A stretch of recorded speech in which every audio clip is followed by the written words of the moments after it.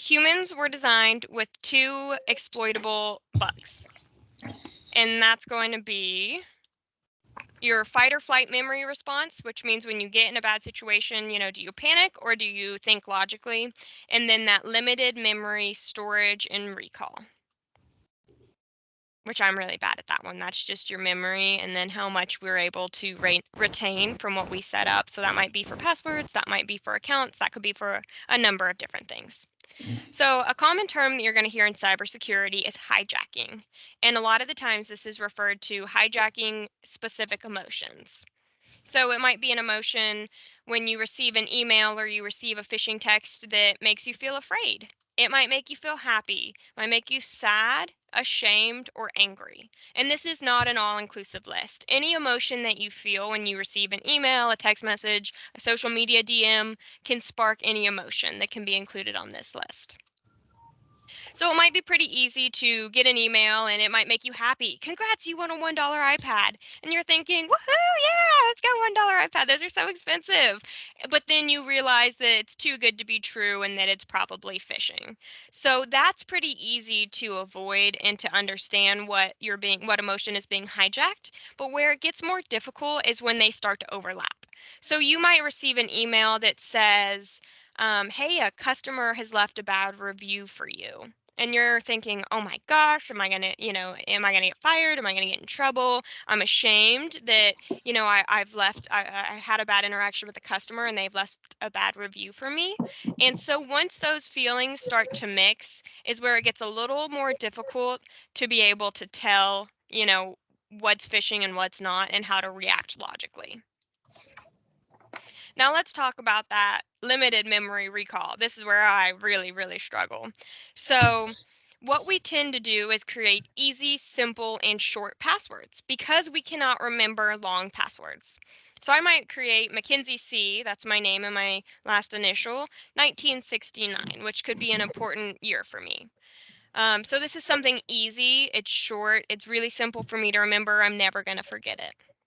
Now, what I need to do, though, is create strong, unique, complex, and long passwords, like this one down at the bottom, the RZJ, which I know this looks scary. I know this looks crazy. I'll talk about ways to make this easier to remember and easier for life in a few minutes. But, it's switching from that super simple and easily guessable password to a more strong and unique password.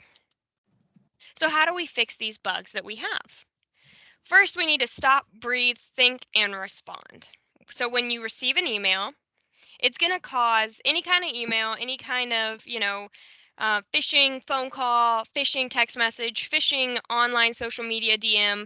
It is going to cause some kind of stimulus. It might be, woohoo, $1 iPad. It might be, oh my gosh, I'm in trouble with my boss. It might be, oh, my password got expired and I have to reset it and that's such a pain in my butt.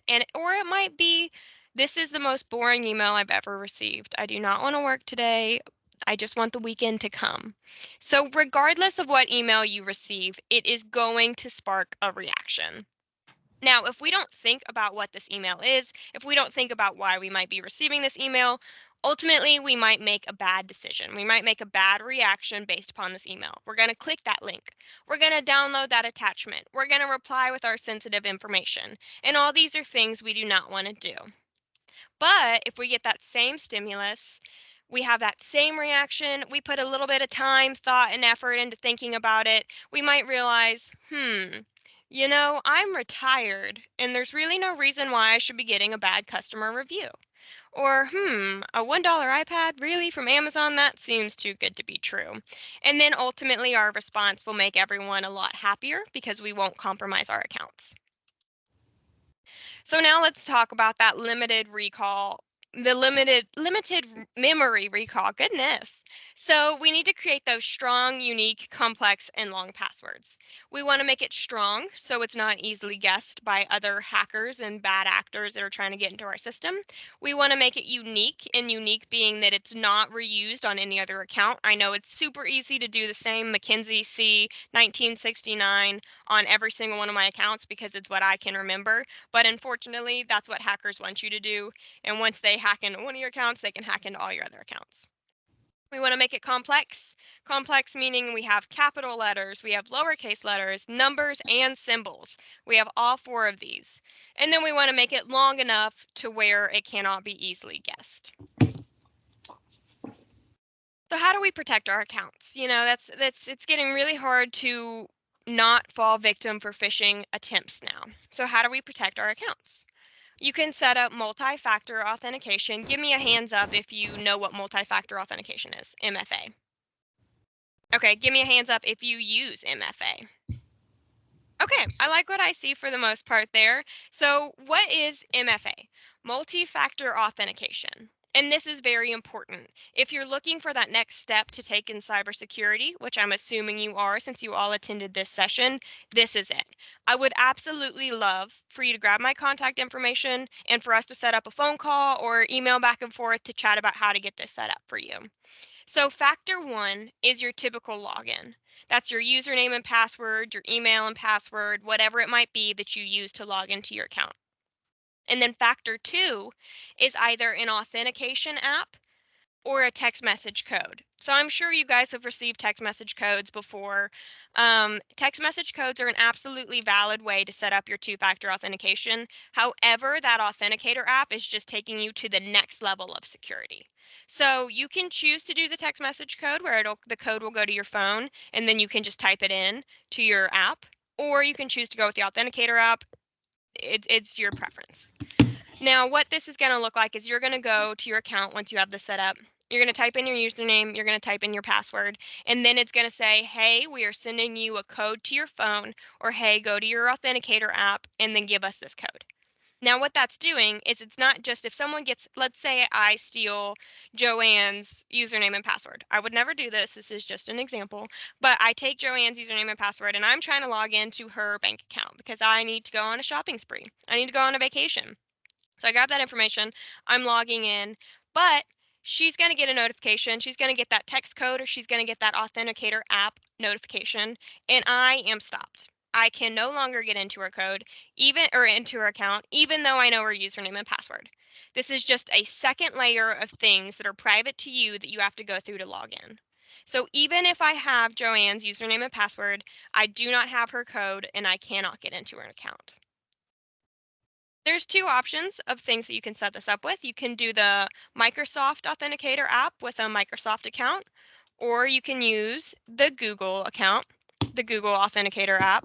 It's your preference on which one you have. If you have a Google account, you might want to go with the Google Authenticator. If you have a Microsoft account, Microsoft. If you don't have either accounts, then you can just pick and start fresh.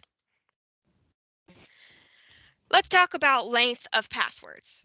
So I know this graph looks absolutely crazy, so I ask that you just look at the top and you just look at the left side, and you'll see that on the top it is the different things that you can include in your passwords. We start with numbers only, then lowercase letters, and we continue to build up to where we have a password that includes all four groups. So that's numbers, uppercase letters, lowercase letters, and then symbols. When you create any password, I highly encourage you to include all of these. And then on the left side, on going down, you'll see number of characters. So how long is this password? If you look at number of characters being 4, but you include all 4 groups, using a password cracker, which is something that hackers have access to, where it's just randomly spewing a bunch of characters, numbers, symbols, everything together, it can crack it instantly. So within seconds, it can crack your password. If we continue to track down, we see that 7 characters long, but including all 4 of these groups, it takes 4 seconds to crack your password. So you just got 4 seconds back. But if you continue going down and you go to 11 years and it uses all 4 of these character types, then you have 3 years before this password cracker can crack your password. And I really want Mackenzie, to, yeah. often when you try to log in, if you, some Google accounts, I think if you try to log in 2-3 times, it locks you out, has a 24-hour period. How does a cracker pass code work then if it can cycle through like thousands of permutations and combinations? Does it bypass that 2-3 attempt Yep, somehow? some of them can, and then some of them will get caught on that. You'll see that having a few attempts before you're locked out, that's come up as cracking passwords became more common. They created that to kind of put a hold on that. But depending on accounts that don't have those, or depending on accounts that don't have great security, you can bypass that.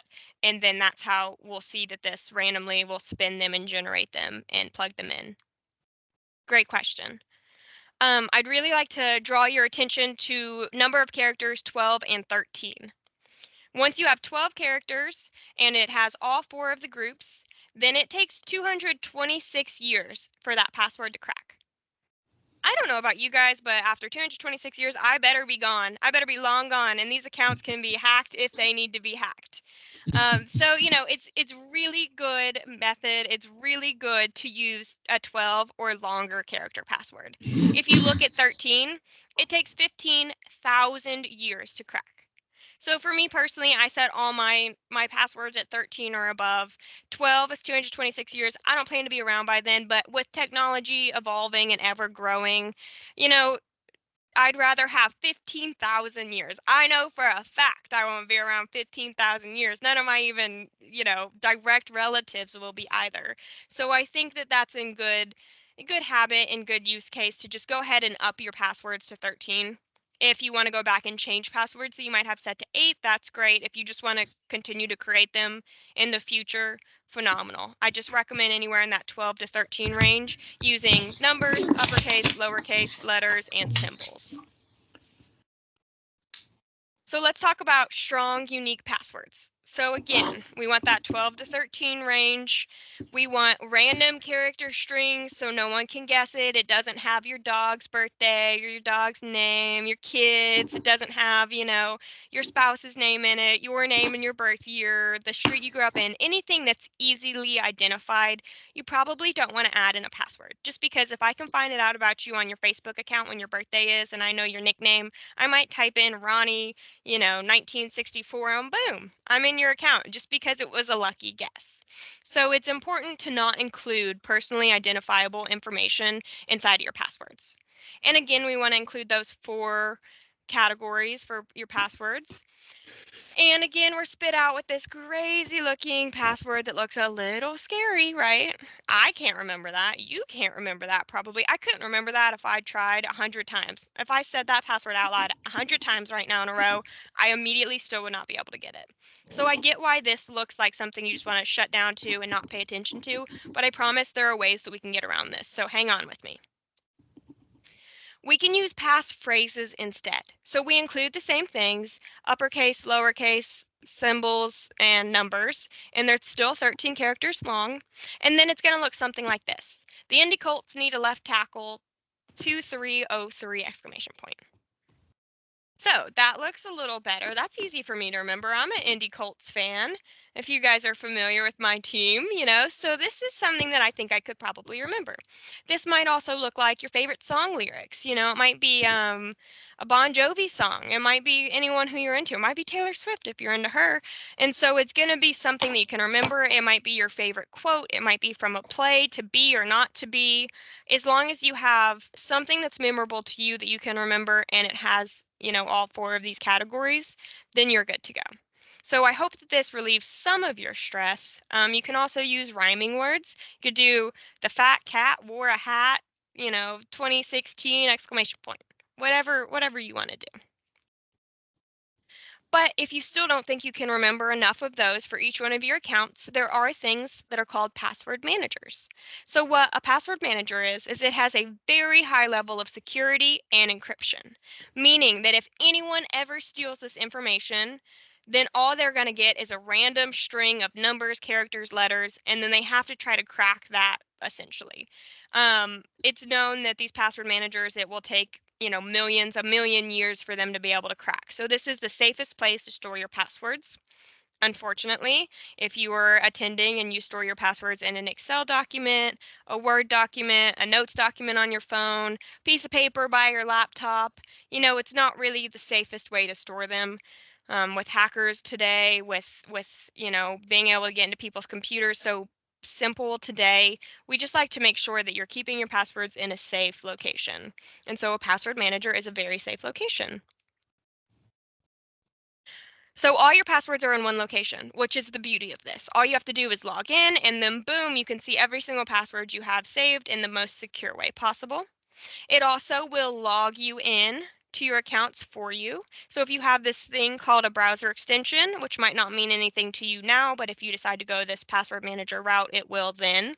It's going to log you into all your accounts. So it's going to see, oh, well, Mackenzie's trying to get onto or she's trying to get into her Google Gmail account. Well, we see that, we have that stored, we'll log her in for her. So it will auto put in my email and my password. It also has great features for checking password strength and safety. So it's going to tell you as you're hand typing in a password, it's going to say, hey, that's a weak password. Hey, that's a fair password. Hey, that's a medium password. Good job. This is a strong password. And it also will constantly scan the dark web to make sure none of your passwords and usernames are found on there. And if they are, then it will report back to you and say, hey, we found some of your accounts on the dark web. You need to change this information immediately. And then the best part for me is I never have to remember a password again. It will store them, it can auto generate them for you, and you never have to remember because it will log you in, it will save them, it will help you create them. It really is the best. I would love to talk to you guys about this more if this is something you're interested in. This is one of my like weird nerdy passions is password managers. I know it might sound a little weird, but like this is my new favorite thing. I'm trying to get all my friends and family onto using one of these, so I would love for you to grab my information and we can chat about this if you're interested in it. There's also a Google About You program. So this is a program through Google that you can put in your personal information. You can put in your phone number, you can put in your email, you can put in whatever you want. Google is going to scan the whole internet for it. It takes some time, and then they're going to give you a report saying, hey, we found your phone number on these sites. We found your phone number here, here, and here. You probably didn't know your phone number was out there. And then it'll tell you ways that you and Google can work together to work on getting your phone number removed from places or your email removed. Sometimes this is incredibly unfortunate. If you go online and you put your email in for an online shopping place, it might be like the slightest bit sketchy, they can take that information and they can sell it. So they might sell it somewhere and then later your phone number is listed on Google and you had no idea. So this is a way to help get that information off and kind of clean your online social media or your online presence. Let's talk about some common cyber attacks. Do I have any questions from here? I know I'm kind of zooming through this, but it's a lot of good information, so I want to make sure I get through it all. We're No? good. Okay. If you do, just let me know. Let's talk about credential stuffing. So, if I go to www.demoshoediscountoutlet.com, this is a fake website that I made up, and I want some discount shoes. I'm going to put in my username, my password, my credit card information so I can get these shoes. My billing address, my current address, I'm putting in all my personal information so I can buy these shoes and get them shipped to me. Now, there are two things that can happen. One, this isn't a secure website, so I think, you know what, I don't need to put in a good password. I'm just buying these shoes once. Let me put in Mackenzie C loves dogs. That's my password. Mackenzie C loves dogs, exclamation point. And when I get there, that might be an easily guessable password. So one thing happened is it was a flaw on my end. I'm allowing my account to get hacked because I made a very weak password. The other thing that could happen is I am going to a website that does not have good security. So that's not on me at all. I have the best password. I have a 50-character long password. It is unhackable. But the demoshoediscountoutlet.com does not have good security on their own. So if a hacker comes and they're trying to hack into Demo Shoe Discount Outlet and they're successful, they now have all my information too. So no matter if I have that 50 long character password, they have that information because they hacked the website itself because it wasn't secure. Now what they're going to do is they're going to take my username that I created and they're going to take that 50 character long password and they're going to go to amazon.com and they're going to say, let's just see if this girl's passwords are the same because they just might be. They're going to put it in there. Oh man, I used the same character or I used the same password. Even though it was so many characters, even though it's uncrackable, someone got it because they hacked the website. And now, because I've reused that password, they've hacked my Amazon password. And now they're in my Amazon account going on a shopping spree on my dollar. Now they're going to go to PayPal. They're going to see, let's see if this girl has reused this password again. And if she has, we're going to go to PayPal and we're going to send ourselves all the money from her account. And then they're going to go to Chase Bank, or they might go to a different bank, or they're going to go anywhere that are popular sites, and they're just going to plug and chug my information. Because the hope is that I've reused a password on one of these accounts, and they will then have access to that account. So that's why it's so important that you create a unique and different email for each one of your accounts. So that way credential stuffing can never happen. If my demoshoediscountoutlet.com password got breached, that's okay. They got one password. Yeah, it stinks, but not a big deal because they are not in my Amazon, they're not my PayPal, they are not in my Chase Bank. Let's also talk about text message attacks because this is something that's becoming very common and very popular, and I'm sure you guys have all gotten a ton of these. So what this is Yep. going to look like is a hacker is going to send you a text message, and they're probably going to be impersonating a bank, an online paying place, a retail place online. They might say it's USPS and your package can't be delivered. Whatever it is, they're trying to impersonate someone who's a valid person, a valid business, a valid online shopping source. They're going to try to target you for you to respond or for you to click on a link or do something that they want you to do. So it's going to say, this one says, Wells Fargo, you spent $240 at an ATM. And you're thinking, oh my gosh, $214? I did not go to an ATM and withdraw $214. I cannot be paying that. I do not want to pay that. That is not me. And a lot of times they'll include links. I know in this picture there isn't a link, but there would be some link on here. Um, and then you would click that link, you would log into your Wells Fargo account, and then they would have your login information. Because it's not really a Wells Fargo account, it's a fake Wells Fargo account, and they're just trying to grab that information from you so then they have it. Now on this one, there's a phone number. So what you're going to do is you're going to call this phone number, and it is going to sound like the most legitimate Wells Fargo you've ever talked to. They love their job, they want to be helpful, they are here for you and your support. Oh, that's not you, that's okay, we can get this figured out. Just give me your credit card or give me your login information and I can look that up for you. And the moment you do that, the hacker now has your information and they are going to use it to log into your accounts. Um, this comes in. I really want to talk about this a little more than what I just have on the slide because this comes in a lot of different ways. It might be a text message from your bank. It might be a text message getting a package. It might be a text message from your doctor. It might be any kind of text message. The best way to do this are two things. One, have you ever gotten messages like this before from that source? If it's from your doctor saying, hey, reminder you have an appointment tomorrow, reply Y or N, to let us know if you're coming or you need to reschedule. That's okay. If you've gotten a text message from this doctor for 5 years, then that's an okay random number to reply to. Now, if it's about a package you don't know about coming and it wants you to go to this link or it wants you to reply with your information or whatever, that's going to be suspicious. If you get this text message from Wells Fargo and you're like, oh my gosh, $240 got withdrawn from my account, but you don't even have a Wells Fargo account, that should be a red flag for you. You should think, well, I don't bank with Wells Fargo. If I got this, I would be like, phishing, delete, report, because I don't have a Wells Fargo account.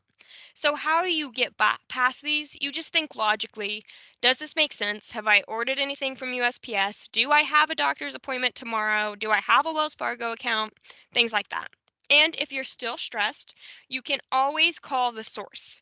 Do not call a number listed on this. Do not click a link on here. What you're going to do is you're going to Google wellsfargo.com, or you're going to look at your Wells Fargo card and you're going to call the number on the back of it and you're going to say, hey, I got this text. And they're going to say, well, we don't send texts. And you're like, oh, okay, well, sweet, just delete.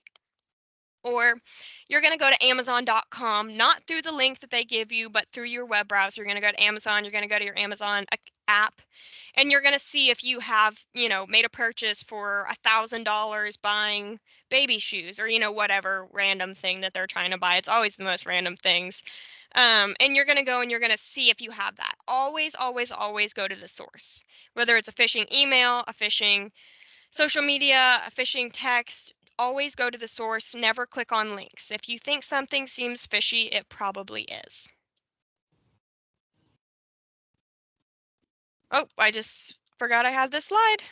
Okay, so let's talk about the grandparent scheme. This is really prevalent. This is something we're really seeing booming, especially now since AI is so accessible to people.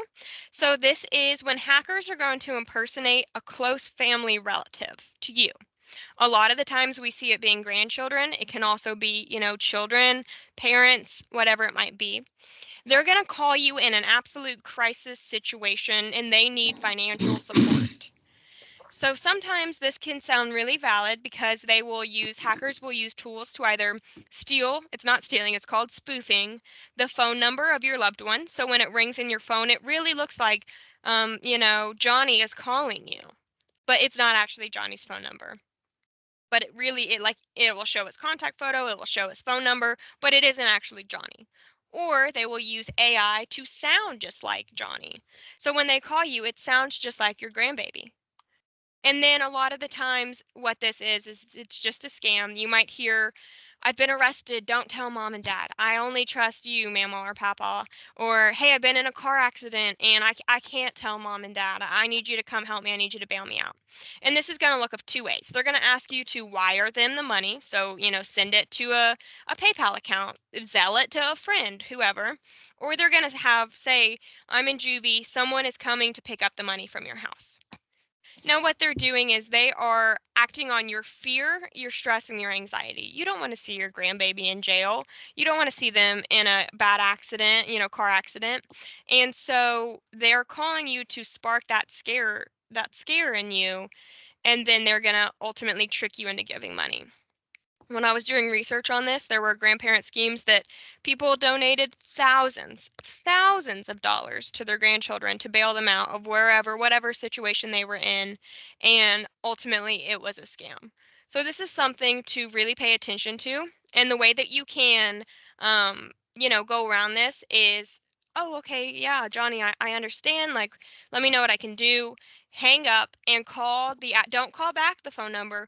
Call the actual phone number that you have listed for Johnny. Hey, are you arrested? Hey, are you in jail right now? More than likely, they're gonna say no. Or you can call Johnny's parent. Hey, where is Johnny? Oh, he's up in his room. Are you sure? Yeah. Okay, well then I guess he's not in jail or, on the side of the road in a car accident. So again, it just goes back to calling the source. Always call the source. Let's talk about QR codes. Give me a hand up if you know what a QR code is or if you've used one. Yeah, okay. I think pretty much everyone. Fortunately and unfortunately, these are everywhere. I'm gonna level with you guys. I cannot stand QR codes in restaurants. Scan for the menu. I do not want to scan for the menu. Give me a paper menu. Maybe I'm just old school, but I like a physical menu. I don't want to scroll on my phone. I don't want to be on my phone all the time. So it's just, unfortunately, it's something that's going to be the future. So we kind of have to learn and educate ourselves now because I don't think these will be going away anytime soon. But a lot of the times when you go to restaurants, you'll see QR codes all over. You might see one on the table. So if this is saying scan your bill and pay here, is it safe to scan and pay? Yes, no, anything? Give me a head nod, give me a shake. Don't like that. Yeah, great answer. We do not like this. So QR codes can be replaced with a QR sticker. And I don't know if you guys have made your own QR codes, but it is so easy. My 7-year-old cousin could do it, and she does do it. She sends me QR codes all the time to different things that she wants me to look at, which is very suspicious if you ask me. She's just trying to trip me up, I think, one of these days. But anyone can create a free QR code. You just go online to Google and you type in free QR code generator, you pop in the URL you want to go to, and then boom, it is done. So what hackers are seen doing is they're doing this, creating their own QR codes, and then they're printing them out onto little stickers, and then they're sticking them over other QR codes. Or they're just sticking them on the walls at restaurants saying, pay your bill here. So you're thinking, oh, how convenient. I'll just pay my bill. You type in the total's $27. You hit pay. You did not pay your bill. You just paid a hacker. So it's important to be cautious about that.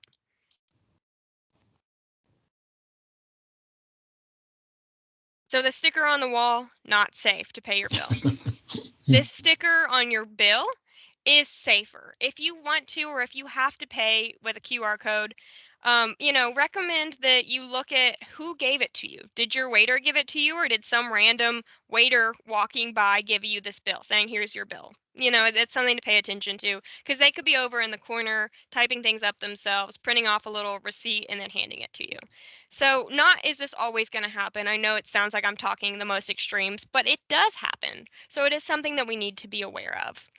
So, if it looks like it's coming on a receipt, it looked like it was from your waiter, and it doesn't look like there's any sticker or anything on it, it hasn't been tampered with, it is more safe to pay your bill there.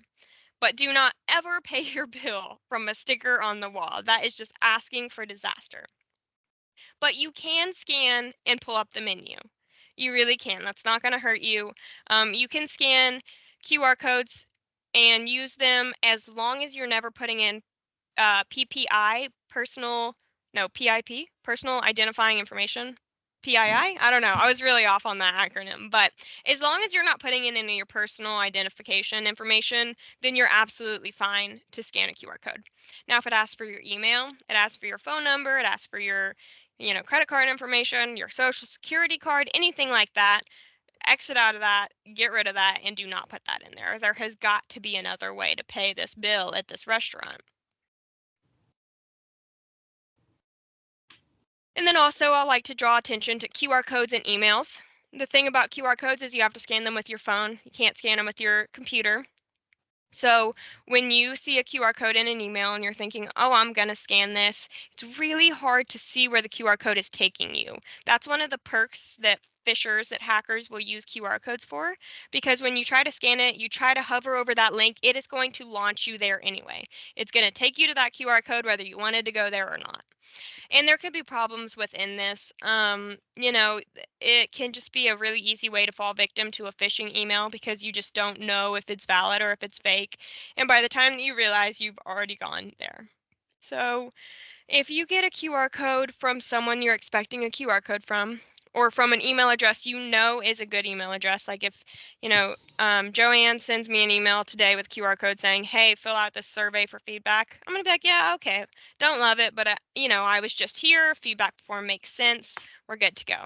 But if I get one from a random person I've never interacted with before on email, I'm going to be suspicious of it and I'm not going to scan it.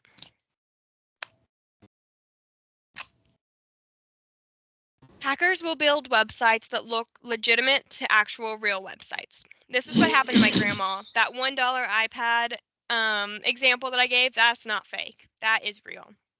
My grandma got a text message. This was like the perfect timing to scam her too, because it was around Christmas and she really wanted an iPad. That was number one on her Christmas list, was an iPad.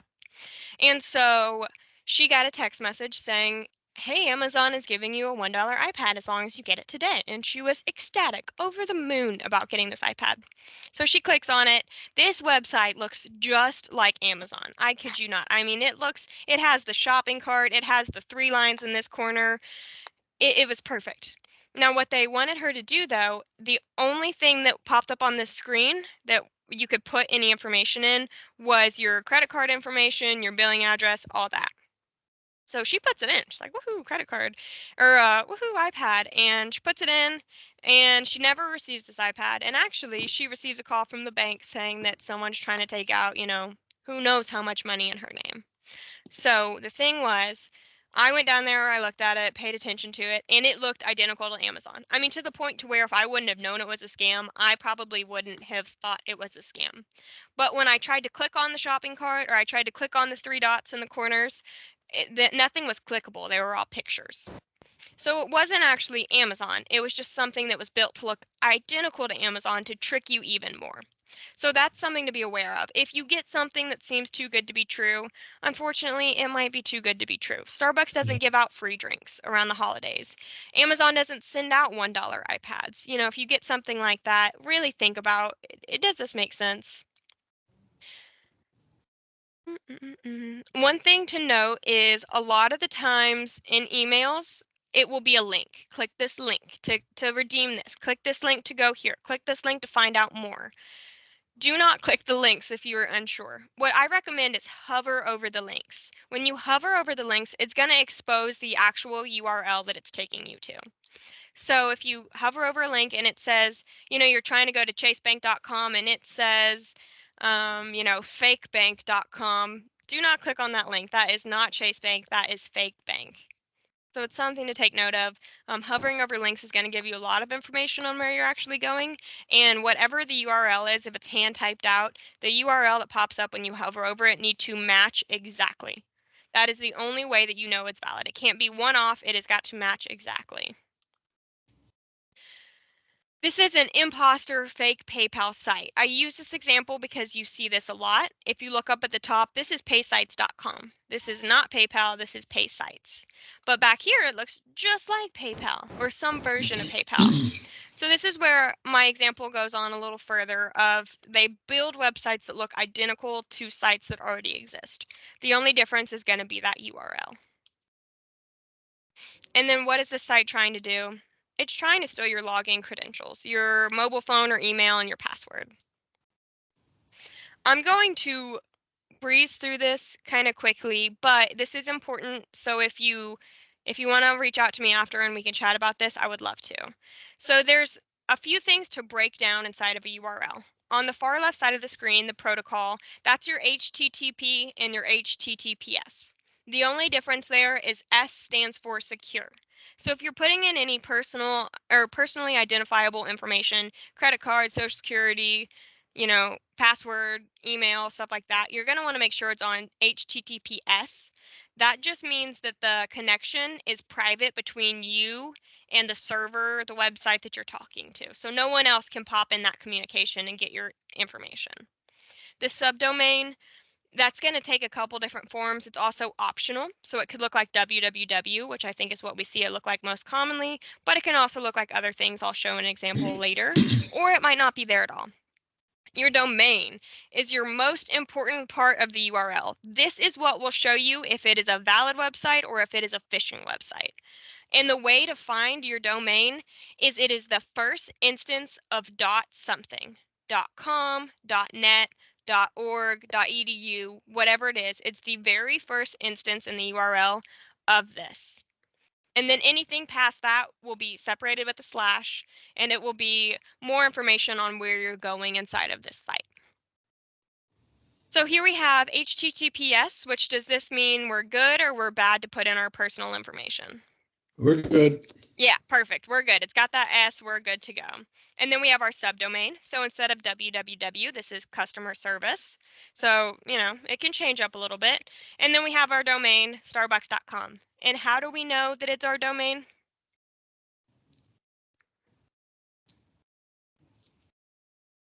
Because there's .com after it.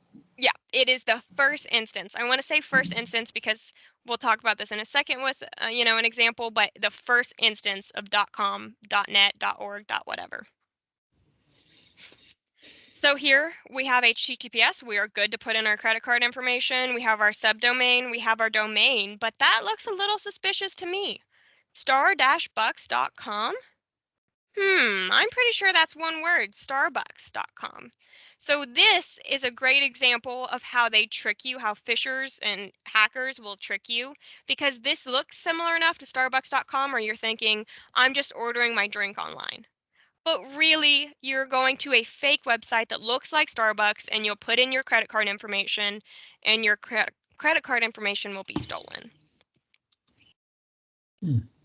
So here is where things get tricky too. And I say the domain is the first instance of .com because in this you can see in the path they've hidden starbucks.com. So you see starbucks.com and you think, oh, we're good. I don't know what that weird star-bucks is, but whatever, starbucks.com is in there and we're good to go. So the very first instance of starbucks.com, .net, .whatever, that's your domain, and that's how you can tell if it's a valid website or an invalid website. Is everyone good on this? Because this is important. Does anyone have questions? Okay, I don't think we have any, but if we do, go ahead and stop me. So does this look fishy?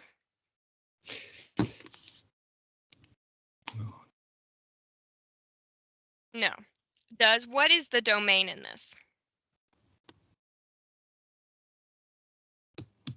Amazon.com. Yep, great, great. Okay, so this is Amazon.com. Because why? Can anyone tell me why? It's the first instance of a .com. Yes, I love it. You guys are great learners. Thank you for your participation. It is that first instance. Now, if you see with the slashes, that's our path. I talked about this a little bit, but it's telling us where we're going. So we started on Amazon, then we went to GP, and then we went to bestsellers. So as we continue to navigate on the site, it's going to give us more information about where we're going in the path. What about this? Is this fishy or not? Fishy. Very fishy. Yeah, great. Microsoft. It's not Microsoft, it's Microsoft. So it's hiding in the domain, it's pretending to be Microsoft, but it is not quite Microsoft. And I think that if you have one takeaway from this whole session, it's going to be hover over links and make sure you're checking the domain. I know it can be such a pain to always look in the URL and check the domain, but I promise you it is going to make all the difference when you realize, oh man, I just got fished because I went on Microsoft. I should have caught that, instead of Microsoft. And it becomes kind of second nature to just glance. It takes 2 seconds to glance and figure out what the domain is. I thought it was a pain in the butt when I first started doing it, and now I couldn't imagine doing it, clicking on a link without doing it.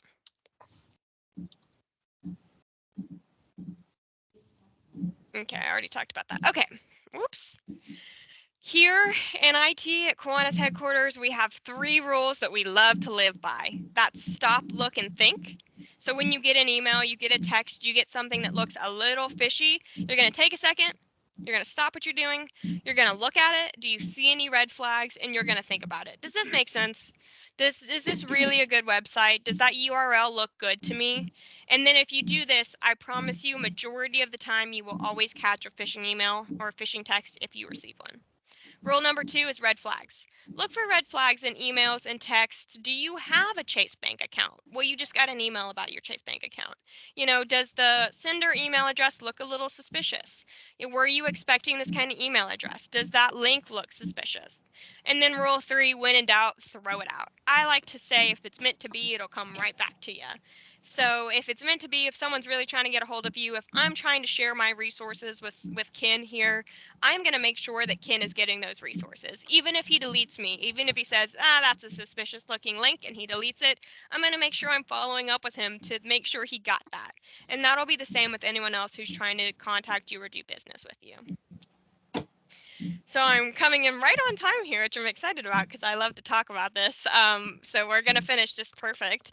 So let's talk about some cybercrime that Kiwanis districts and clubs have seen, and these are real examples. So this one is a GoFundMe page. It's got this poor picture of this sick young man. It's got a very sad story outlining, all the care that he needs and how the family doesn't have the money.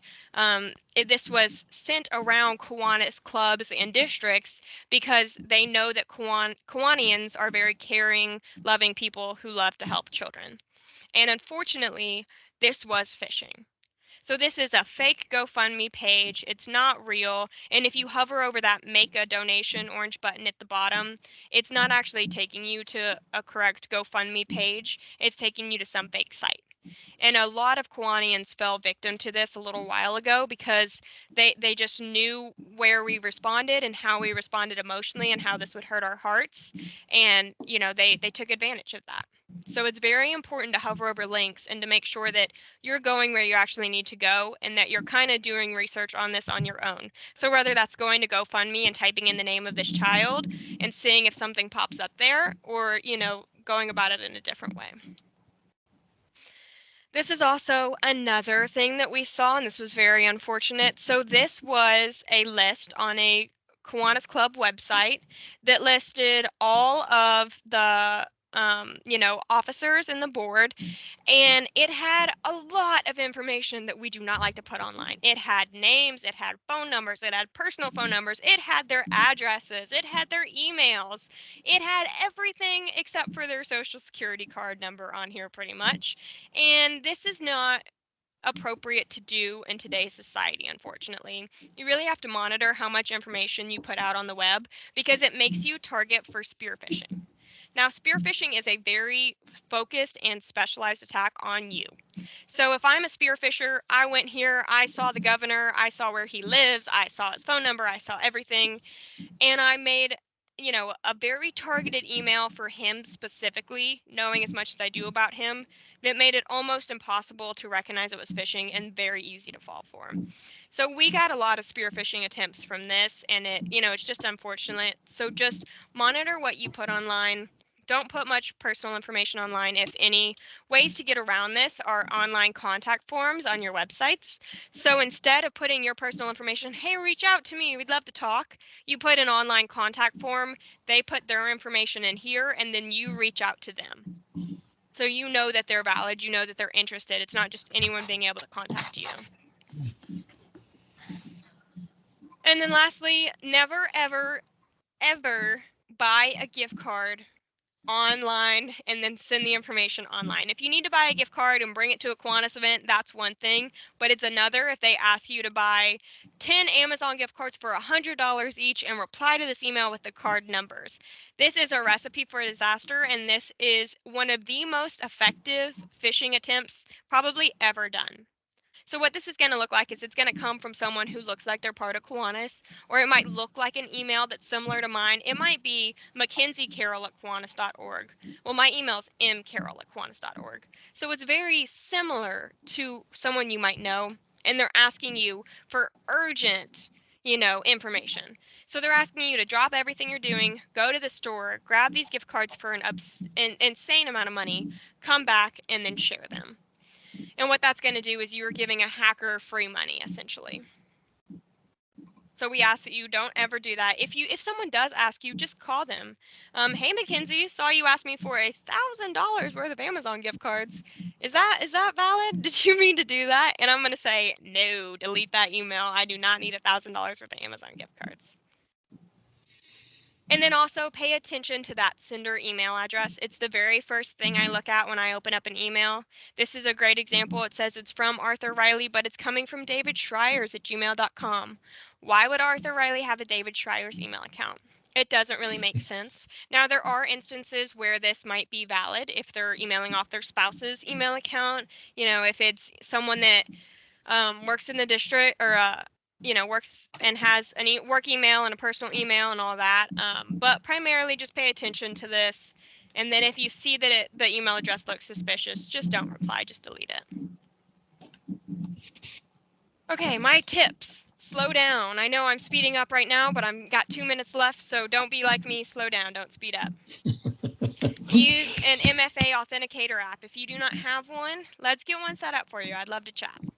Use a password manager if that's something that interests you. I know it sounds scary, I know it sounds crazy, but everyone here at KI headquarters uses one, and I think I can speak for most that I say we love it. Don't open suspicious emails. Definitely don't click links in suspicious emails. And don't respond with them with your personal information. Don't respond to them out of anger. Hey, this is phishing. Screw you, buddy. It just gives them fuel, and sometimes they can be very vengeful, and they will stop at nothing to make sure that, you are a victim to a phishing email.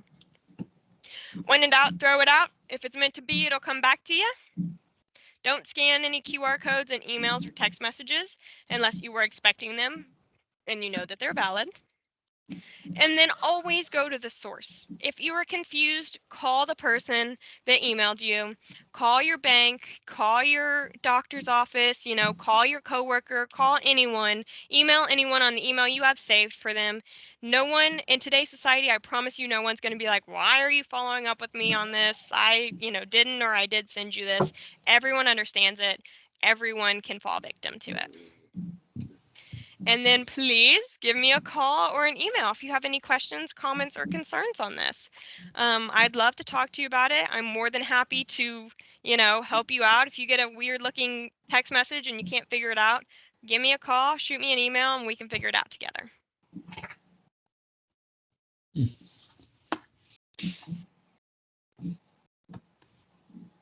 Okay, well, thank you guys. I can't believe I made that right in time. I'm telling you, I always go over at this session, so well, I'm very pleased.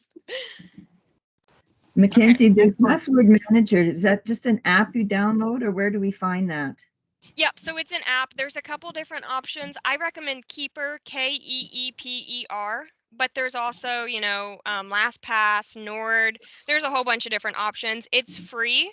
You can buy an upgraded version, but you can also work just fine on the other version. You can do a desktop app or an iPhone app, and they're great. And you can do them both too. And if you get stuck in this process, just reach out, and I'm more than happy to help you.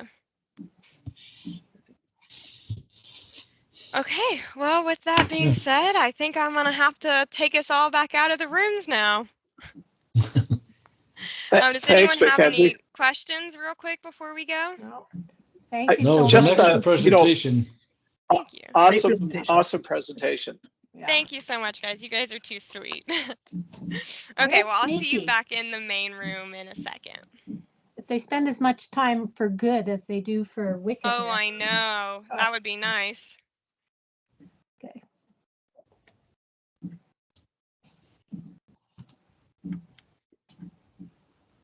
Are services like